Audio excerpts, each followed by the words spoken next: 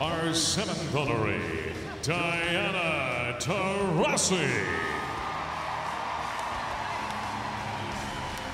The 2004 WNBA Rookie of the Year. Diana is a two-time WNBA champion with the Phoenix Mercury.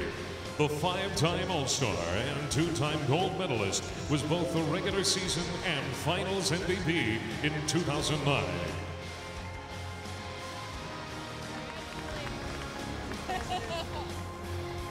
Let's hear it for Diana Taurasi. Our eighth honoree, Sue Bird.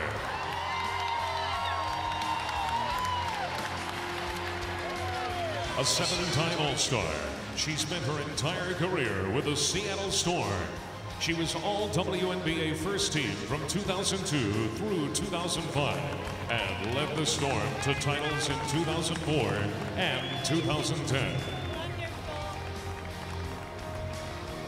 Ladies and gentlemen, Sue Bird. Our ninth honoree and last of the guards,